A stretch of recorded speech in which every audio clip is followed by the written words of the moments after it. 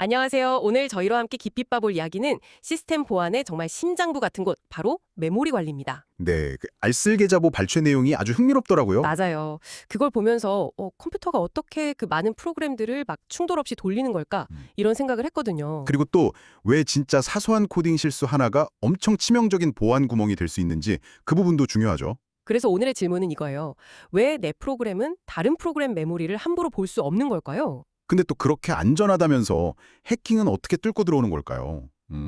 이게 궁금한 거죠. 오늘 그래서 가상 메모리나 MMU 같은 핵심 개념부터 좀 알아보고 네, 스택 버퍼 오버플로우나 use after free 같은 대표적인 메모리 취약점들, 그 원리랑 방어법까지 확실히 짚어보려고 합니다. 여러분의 코드가 시스템 위에서 실제로 어떻게 돌아가는지 좀 더 깊게 이해하는 시간이 될 거예요. 아까 그 쉐어하우스 비유 좋았어요. 컴퓨터 메모리가 쉐어하우스라면 왜 각자 방이 필요하고 또 어떻게 분리되는 걸까요? 진짜 중요한 문제죠. 만약에 하나의 물리 메모리를 여러 프로그램이 막 뒤섞어 쓴다고 생각하면 끔찍한데요? 그렇죠. 내 은행 비밀번호 같은 민감 정보가 옆에서 돌아가는 게임에 쓱 넘어갈 수도 있고 아니면 중요한 문서 내용이 막 제멋대로 바뀌거나요. 초기 컴퓨터는 진짜 이런 위험이 있었겠네요. 네, 실제로 그랬고요. 그래서 나온 해결책이 바로 가상 메모리라는 아이디어입니다. 가상 메모리? 뭔가 가짜 메모리 같은 느낌인데요. 뭐랄까, 운영 치세가 실제로는 한정된 물리 메모리를 쓰면서도 각 프로그램한테는 마치 자기 혼자 엄청 큰 저택, 그러니까 독립된 가상 주소 공간을 다 가진 것처럼 보여주는 기술이에요. 아하. 그래서 프로그램 A도 자기 맘대로 첨번지 주소를 쓰고 프로그램 B도 똑같이 자기 첨번지 주소를 쓸 수 있는 거군요. 네, 맞아요. 실제 물리 메모리에서는 당연히 다른 위치에 있겠지만 프로그램 입장에서는 자기만의 공간처럼 보이는 거죠. 와, 신기하네요. 근데 CPU가 야, 가상주소 100번지 데이터 내놔 하면 그게 실제 물리 메모리 어디에 있는지 어떻게 바로 알죠? 중간에 누가 막 번역해줘야 하는 거 아닌가요? 바로 그 번역가가 있습니다. MMU, 메모리 관리 장치라고 부르는 하드웨어예요. CPU랑 메모리 사이에 딱 버티고 서서 하드웨어 번역가? 재밌네요. CPU가 요청하는 그 가상 주소를 실제 물리 주소로 정말 눈 깜짝할 사이에 바꿔주는 역할을 해요. 그럼 그 번역 정보는 어디에다 기록해두나요? 엄청 많을 텐데요? 그게 바로 페이지 테이블이라는 뭐랄까 거대한 주소 번역 지도 같은 곳에 기록돼요. 그리고 자주 쓰는 번역 정보는 TLB라는 작은 캐시 메모리에 따로 적어둬서 훨씬 빠르게 찾을 수 있게 하고요. 그러니까 가상 메모리는 프로그램들을 속이면서 동시에 보호하는 거네요? 정확합니다. 각자 독립된 공간이 있는 척 속이는 동시에 한정된 물리 메모리 자원을 안전하게 보호하는 이중적인 역할. 이게 핵심이죠. 아, 그럼 만약에 어떤 프로그램이 실수로든 아니면 나쁜 마음을 먹고 자기한테 할당되지 않은 다른 프로그램 영역에 접근하려고 하면요. 그때는 어떻게 되나요? 바로 그때 MMU가 딱 막아섭니다. 어허, 거긴 네 영역 아니야. 접근 금지 하고 CPU에 신호를 보내는 거죠. 그럼 CPU는 어떻게 반응해요?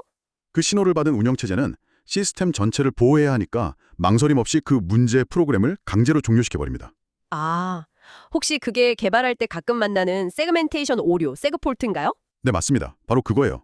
세그멘테이션 폴트는 사실 시스템이 스스로를 보호하기 위해 작동한 방어 메커니즘의 증거인 셈이죠. 와, 이렇게 시스템 차원에서 철벽 방어를 하는데도 해킹이 성공한다는 게 참 신기하네요. 외부 침입은 막아도 뭔가 다른 방법이 있다는 거겠죠? 네, 그렇죠. 시스템 외부에서 들어오는 건 정말 잘 막아요. 근데 문제는 프로그램 내부에서 메모리를 잘못 쓰는 경우예요. 이건 시스템이 일일이 다 막기가 정말 어렵거든요. 아, 결국 보안 구멍은 내가 짠 코드에서 시작될 수 있다. 이 말씀이시군요. 맞아요. 많은 경우 그렇습니다. 가장 고전적이면서 유명한 예가 바로 스택 버퍼 오버플로우죠. 버퍼 오버플로우. 이름은 많이 들어봤어요. 그릇보다 많은 내용물을 억지로 담는 거잖아요. 네, 딱 그거예요.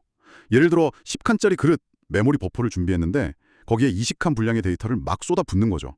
그럼 당연히 넘치겠죠. 넘쳐서 데이터가 망가지는 건 알겠는데 그게 어떻게 해커가 원하는 대로 프로그램을 조종하는 걸로 이어지죠? 특히 그 복귀 주소를 덮어 쓰는 게 왜 그렇게 위험한가요? 아주 좋은 질문이에요. 스택 메모리에는 함수를 호출할 때 필요한 정보들이 쌓이는데 그중에는 함수 실행이 끝나고 원래 코드로 돌아갈 위치를 알려주는 복귀 주소라는 게 있어요. 네, 함수 끝나면 돌아가야 하니까요. 근데 버퍼 오버플로우 불면은 넘쳐 흐른 데이터로 바로 이 복귀 주소가 저장된 영역을 덮어 쓰는 거예요. 뭘로 덮어 쓰냐? 해커가 미리 심어둔 악성 코드의 시작 주소로요. 헐, 그럼 함수가 끝나고 돌아갈 때? 네, 원래 가야 할 곳이 아니라 해커가 지정한 악성 코드가 있는 곳으로 점프해버리는 거죠. 프로그램의 제어권을 완전히 빼앗기는 겁니다. 데이터 손상을 넘어 실행 흐름 자체를 납치하는 거예요. 이게 스택 오버플로우의 진짜 무서운 점이죠. 와, 듣기만 해도 아찔하네요. 당연히 이런 공격을 막으려는 기술들도 있겠죠. 그럼요. 시스템도 가만히 있진 않죠. 여러 겹의 방패를 준비해뒀어요. 예를 들어 스택 카나리라는 기술이 있어요. 복귀 주소 바로 앞에 마치 탄광의 카나리 아셋처럼 예측 불가능한 무작위 값을 몰래 심어두는 거예요. 그래서 만약 오버플로어로 그 값이 변경되면 함수가 끝나고 돌아가기 전에 그 카나리 값을 확인해요. 값이 바뀌었네? 그럼 바로 공격 시도로 간주하고 프로그램을 중단시키는 거죠. 오, 똑똑한데요? 또 다른 건 없나요? NXbit 또는 DEP라고 부르는 기술도 있어요. 이건 아예 데이터 저장을 위한 메모리 영역에서는 코드가 실행되지 못하도록 CPU 레벨에서 막아버리는 거예요. 설령 해커가 악성 코드를 메모리에 심었더라도 실행 자체를 못하게 하는 거죠. 원천 봉쇄군요. 그리고 ASLR이라는 것도 중요해요. 주소 공간 레이아웃 랜덤화인데 프로그램이 실행될 때마다 스택, 힙, 라이브러리 같은 주요 메모리 영역의 시작 주소를 마구잡이로 바꾸는 거예요. 아, 해커가 복귀 주소나 악성 코드를 어디에 심어야 할지 예측하기 어렵게 만드는 거군요. 그렇죠. 공격 목표 지점을 계속 옮겨서 혼란을 주는 전략이에요.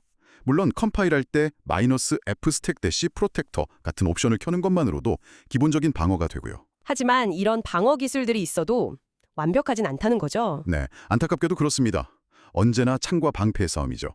새로운 공격 기법이 나오면 또 새로운 방어 기술이 개발되고 끊임없이 이어집니다. 근데 해커들이 스택만 노리는 건 아닐 것 같아요. 스택은 그래도 좀 예측 가능하고 정돈된 느낌인데 개발자가 직접 멜록 프리하면서 관리하는 힙 메모리 영역은 뭔가 더 복잡하고 위험할 것 같은데요. 정확히 보셨어요. 스택이 컴파일러가 알아서 착착 정리해주는 깔끔한 책장이라면 힙은 개발자가 필요할 때마다 직접 공간을 빌리고 다 쓰면 반납하는 자유로운 창고 같은 곳이죠. 자유에는 책임이 따른다. 뭐 이런 건가요? 네, 그 수동 관리의 자유 때문에 실수가 발생하기 딱 좋아요. 특히 use apt free, 줄여서 UIAF라는 취약점이 정말 골치 아픕니다. UAF, 이름 그대로네요. 반납한 후에 사용한다. 네, 이미 프리 함수로 운영체제에 나 이 메모리 다 썼어요. 이제 돌려드릴게요. 하고 반납했는데 실수로 그 메모리를 가리키던 포인터를 계속 가지고 있다가 나중에 다시 접근해서 사용하려고 할 때 발생하는 문제예요. 이미 비어있거나 다른 용도로 쓰이고 있을 수도 있는 곳을 건드리는 거네요. 그렇죠. 비유가 아주 좋았어요. 예전에 자료에서 본 건데 호텔방 쓰고 체크아웃하면서 키를 반납했어요. 근데 그 키, 해제된 메모리 포인터, 이걸 댕글링 포인터라고 불러요. 를 아직 가지고 있다가 무심코 다시 그 방문을 열어본 거죠. 그런데 그 방에는 이미 새로운 손님이 네, 근데 하필 그 새로 들어온 손님이 악의적인 해커였던 거예요. 그리고 해커가 방 안에 설치해둔 함정, 악성 코드마 데이터를 건드리게 되는 거죠. 이게 UAF 시나리오랑 비슷해요. 와, 스택 오버플로우는 뭔가 물리적으로 막 밀고 들어오는 느낌인데 UAF는 되게 교묘하게 속이는 느낌인데요. 맞아요. UAF는 해제된 메모리가 시스템에 의해서 다른 중요한 데이터나 객체를 저장하는 데 재할당될 수 있거든요.